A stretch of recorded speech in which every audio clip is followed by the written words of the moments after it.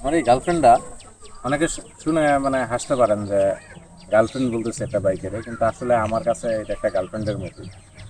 আহ, এটা গার্লফ্রেন্ডের থেকেও বেশি যত্ন করে চালানো। এই বাইকটা আমি প্রায় 60,000 কিলো চালাইলাম। হিসাব করে দেখলাম যে 60,000 কিলো এই বাইকটা চালাইতে প্রায় আমার 1,87,000 টাকার তেল গেছে এই 3 বছর। 3 বছরে 60,000 কিলো চালাইলাম। তো হিসাব মতো দেখলাম যে এই বাইক আসলে গার্লফ্রেন্ডের থেকেও বেশি কিছু, কেন জানেন? কারণ বাইক কখনো প্যারা দেয় না।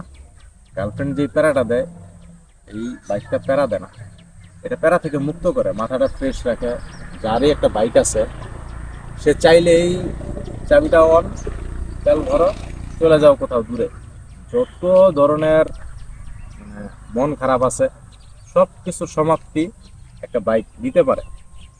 তবে হ্যাঁ, বাইক মেনটেনেন্স করাটা অনেক কষ্ট বা এক্সপেন্সিভ ব্যাপার। তবে গার্লফ্রেন্ড যে মানসিক প্যারাটা দেয়, ওই মানসিক প্যারা থেকে মুক্ত করার জন্য একটা ছেলের বাইক থাকাটা খুবই জরুরি। তো যাদের যাদের বাইক আছে তারা খুব লাকি। আমি নিজেরাও খুব লাকি মনে করি যে আমার একটা বাইক আছে। যদিও এটা আমার প্রথম বাইক না, কিন্তু তারপরেও এটা এটার প্রতি আমার একটা ভালোবাসা কাজ করে।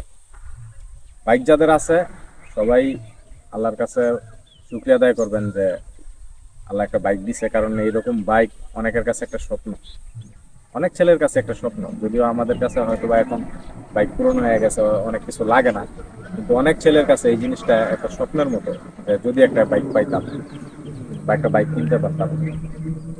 তো সবাই আল্লাহর কাছে শুকরিয়া আদায় করবেন যাদের যাদের বাইক আছে, যে আল্লাহ দিচ্ছে। যারা এখনো সুস্থ আছেন, কোনো অ্যাক্সিডেন্ট হয় নাই, দুর্ঘটনা হয় নাই, আল্লাহর কাছে শুকরিয়া আদায় করবেন যে আল্লাহ কোনো দুর্ঘটনায় ফালায় নাই, প্লাস ভবিষ্যতেও যেন না ফালায়।